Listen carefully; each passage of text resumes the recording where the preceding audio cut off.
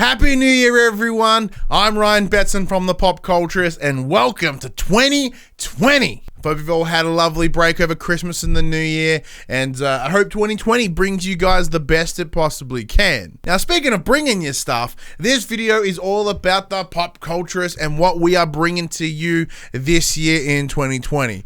It's not quite like a state of address or anything, it's just more of an update of all the things we have planned and where we're going throughout the year. So we'll chat about the key things, the shows, the Patreon, the streams, the community, all those sort of things, and even some details on some upcoming videos. So let's kick things off with For the Players, the PopCulturists PlayStation podcast. As it stands, it is still coming to you every Monday morning at 8 a.m. on your podcast services, 9 a.m. on those YouTubes. However, there will be some changes. The big change that you guys will notice straight away is the co-host. So Josh and I have been doing this show for the better part of 130 episodes. We've worked together for upwards of 5 years. This would be our 6th year of doing content together almost consistently. However, there has been some things that have come up in Josh's life that have forced him to not be able to provide the time or the dedication that an ongoing show like this requires. So he has decided to step away from For the Players. He's not stepping away from the PopC completely. We do have some plans for some things later in the year, but as it stands right now, he will not be returning to the show for essentially the foreseeable future. It does certainly suck. It is hard for me especially, but the things that he has to tackle are way more important than some dopey show about PlayStation. So who is the new co-host, I hear you may be asking? It is Max Cooper. So Max came in at the back end of last year to help me out while Josh was sort of, the beginnings of what he was dealing with here, taking some time away, a bit of sabbatical. Max came in, stepped up, and straight up delivered some excellent work over those 3 or 4 weeks. He was fantastic. In the show, he brought a different dynamic that Josh does, that I do, and I think that really worked well with the show. So for that reason, I have offered him the role. He has accepted, and he will become the new co-host for the Players throughout this year. Now, this year is going to be a banger for PlayStation. It is going to be so huge. So we're winding up the PS4. We're getting the last couple big first-party games like The Last of Us and Ghost of Tsushima and Dreams, I guess. And then at the end of the year, presumably about November, we are going to have the PS5. This is so massive. In the whole time that I've been working in the game space, I've never been able to do a cross-gen, the change into a next-gen. That I cannot wait. I am so excited to dive first hands on things with the PS5. It's gonna be so cool. I can't wait. It's gonna be a massive year for PlayStation. And if we can't go gangbusters in this year for PlayStation with the new PS5, I don't know what we're doing, man. This seems like the best year for us to just go fucking ham. So hopefully we can do it. Hey, that was my first swear of the video. Probably won't be the last. One thing I do also want to change about For the Players as well is community involvement. Now, when we first started, when we were all young and fresh, and we had lots of community involvement. We even had a whole section on the show called From the Players, where we hear from you guys. We talk about games that you're playing, or questions that you have about the industry, or questions you have about upcoming games, or just our opinions on things. We love sharing our opinions. The whole point of the show.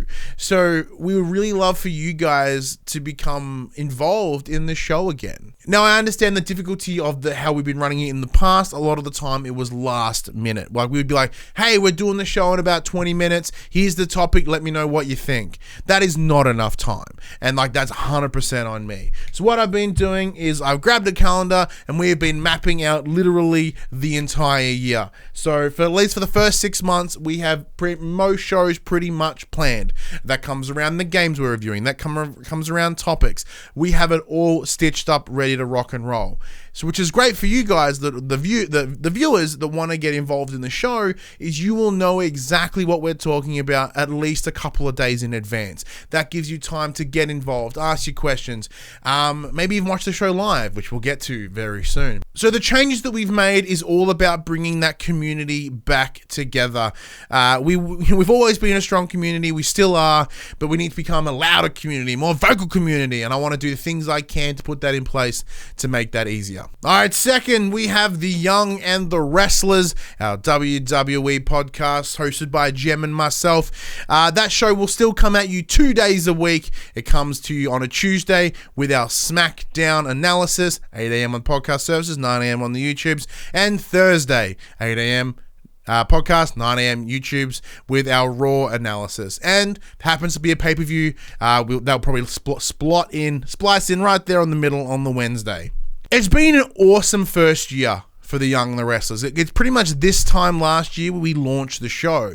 We've done a lot of cool things in that time. Like we've done like 50-something, 60-something episodes, and it's been an absolute blast. And the format has changed the whole way through the year. We've changed, we've adapted, we went from in studio to online.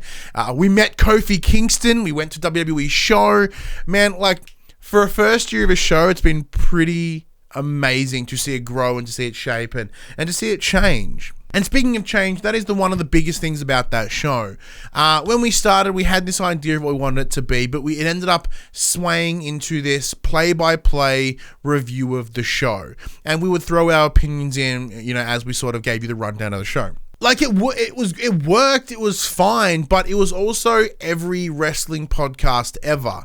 There was nothing new about what we were doing. We were just retreading the show and splicing in our own thoughts. If you cared, you'd probably be watching the show anyway, so why do you need to listen to us recap the show?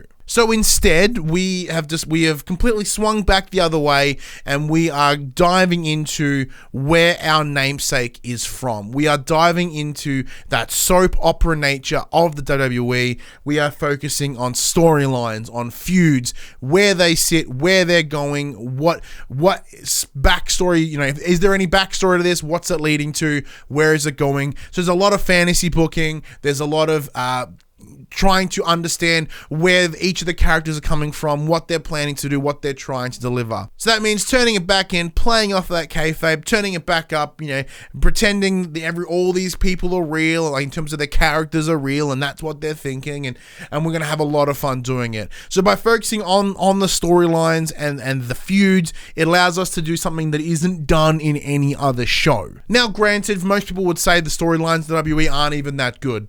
Yeah. And that's your opinion. We want to make them good. We want to have fun with them. We want to spitball and bullshit about them so much that it makes it positive, that it makes it endearing, and it makes it engaging. I can't wait. I have so much fun just like sitting there and just like having fun and just spitballing like, why did Daniel Bryan want to do this? Why is King Corbin such a butt? Like all these different things, and it's so much fun. And we hope that we can share that with you guys too. And similar to For the Players, we would love for you guys to get involved as well. And that means by jumping in on the show and having chats and answering, adding to the story, adding to the dirt sheet that we do thanks to our good friend Dirt Sheet Dash, just all these different things to just have this layer of fun. And because wrestling is cool, wrestling is fine, wrestling is fun.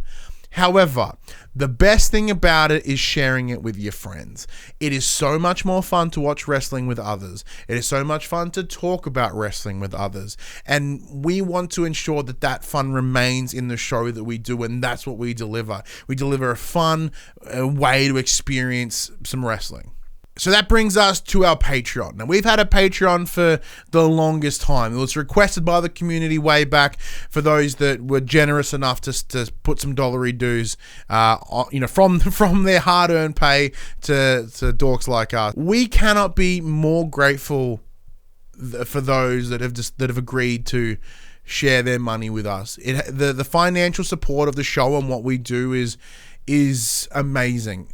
Never would I have thought that people would be wanting to do so, let alone 2-3 years later still wanting to give us money. It's utterly astounding. And financially, the help has been unmeasured. It helps fund games that we're reviewing. It helps fund a microphone for Jem. It helps funds like PAX trips and all these different things we do to help make content. And it's unimaginable. I know I've said this, but it's still unimaginable that people want to support us. Now, because of the time schedules that we have and how things have changed, we We don't offer a lot in rewards for Patreon. That is true. We never really have. We've always been pretty shitty about that. The one thing that we did offer was the ability to watch us record the shows live, with the idea being providing a place for our most hardcore of fans or supporters to get their say in the show and come and watch and enjoy it. But we found, as I mentioned back then, we weren't the best at it. We would tell you that we were going live in 20 minutes. We would give you not much time to come and do that, and it would always flux. It would never be the exact same time. So what we're doing is we're taking that back. We're removing that as a reward for Patreon for a couple of different reasons. One is engagement. We want to have more eyes on what we do. Like, we love our community. Our community is great, but we need more, like, full disclosure, we need more people looking at what we do or listening to what we do. So what we'll be doing is we'll be offering the stream to watch us record the show live to anyone. We'll be publishing it on Twitch, and it will be a scheduled time every week. So with For the Players, it'll be every Saturday at 4 p.m. With Young and the Wrestlers, it will be on a Monday evening at 8 o'clock. It'll be a Wednesday evening at 8 o'clock. And then you get to watch. Like, we'll put up on Twitch and you guys can watch it live.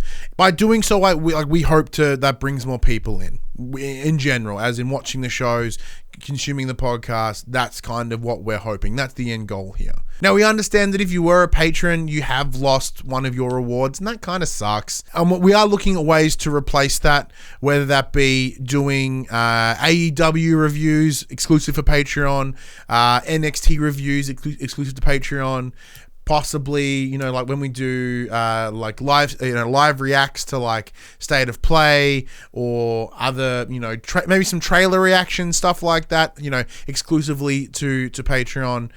We're still up in the air, and we're working out what needs to happen there. We'll be talking to those that are Patreon supporters about what they would be interested in having. But yeah, so that does nicely fall into streams in general. So we did, with the change of the Young and the Wrestlers, it did move our stream day from Wednesday, which everyone knew what we did, to Thursdays. And that is a big change. It's a completely different day. It's the same time. It will still be 8 o'clock every Thursday night. I'll admit I didn't put a lot into the stream, especially in the back end of the year. I was busy, I was burnt out, and I didn't go 100%. For that reason, that is completely going to be changing this year. With Max now joining the fold, hopefully that means he'll come in and jump in some streams as well. He loves streaming with us. He loves streaming VR games. He loves the banter with, he and I and you and everyone. And it's just a ton of good fun. And so I'm really hoping to double down on the streams. And that means they will always happen to the best of their ability. We'll have hopefully a new range of games. Because the toughest thing that we had was we didn't know what we're going to play. And it wasn't until the last minute that I decided. So with this planning that I'm hoping we will have some games lined up, have some stuff ready to go, try a bunch of new different things. One of the other staples that we do is our wrestling pay-per-view predictions using WWE 2K. That will continue this year. Will we still be using 2K20, as broken as it is, presuming it updates and allows me to use it this year. They'll kick off with the Royal Rumble in a couple of weeks. Now there were some times where that would become our Thursday stream, and I know not everyone is a wrestling fan, so I'm moving that. We will no longer be streaming the wrestling pay-per-view predictions on a Thursday night. Instead, we'll still have a regular game or something else, and that stream for the wrestling will happen on a Sunday night. So the pay-per-view is normally the next day. So that means by that time, the card is pretty locked up. It's pretty much going to happen exactly that way. So we're just going to jump in and do it and have fun, have a few beers and chill, and just talk shit about wrestling as we watch digital characters tell us how the games are going to go. But yeah, so that pretty much locks it up, man. That is everything that we're doing. I know this is a long video, and I thank you so much for sitting here and taking it all in. But let's go through that schedule once again. This is how it's going to go down. Monday mornings, 8 a.m. podcast. 9 a.m. YouTubes. For the Players, the PopCulturists PlayStation podcast. Tuesday mornings, 8 a.m. podcast, 9 a.m. YouTubers, the Young and the Wrestlers SmackDown analysis. Thursday, 8 a.m. podcast, 9 a.m. YouTubes, The Young and the Restless Raw analysis. Monthly, you will get a WWE pay-per-view review. That'll come in on a Wednesday. That'll be 8 a.m. podcast services, 9 a.m. YouTubes. I'm sure you're seeing a pattern here. And next, the streams. As we mentioned, the paywall is gone. Everyone can watch us record the show live, and that happens a couple times a week. So Saturday afternoons, 4 p.m. Australian Eastern time, is for the players, the Pop Culture Position podcast. Monday nights, 8 p.m. Australian Eastern time, you get the Young and the Restless SmackDown breakdown analysis. And then on Wednesday nights at 8 p.m., you will get the Young and the Restless Raw breakdown analysis. And then, of course, our game streams on a Thursday night, 8 p.m. as well, Australian Eastern Standard or Daylight Savings, whatever fucking time of the year it is. And then once a month, you will get our 2K20 WWE Wrestle pay-per-view predictions that will more than commonly be a Sunday night, as I mentioned. Now, if any other opportunity comes up to stream a cool game or something rad, these schedules will always be the same, but there may be some additional stuff. Like if they're like, hey, here's fucking Cyberpunk and you can stream it 5 days before release, I'm like, yup, and it's gonna happen. Like that, regardless of the schedule, that will find a way to happen. We'll make that work, don't get me wrong. So yeah, that's our plans for 2020. It's a long video, and there's a lot of things to talk about, and I thank you for sticking through it and listening to it all. We really appreciate it. But yeah, so everything kicks off on January 13. That is the day we are back. Monday, Jan 13 is when first episode of For the Players of the Year comes up. Everything starts kicking into gear from then on. It's going to be awesome. It's going to be big. We've also got the Royal Rumble at the end of the month, so we'll be having a big sweep like we did last year. I'm organizing some prizes and stuff now for those who do happen to win.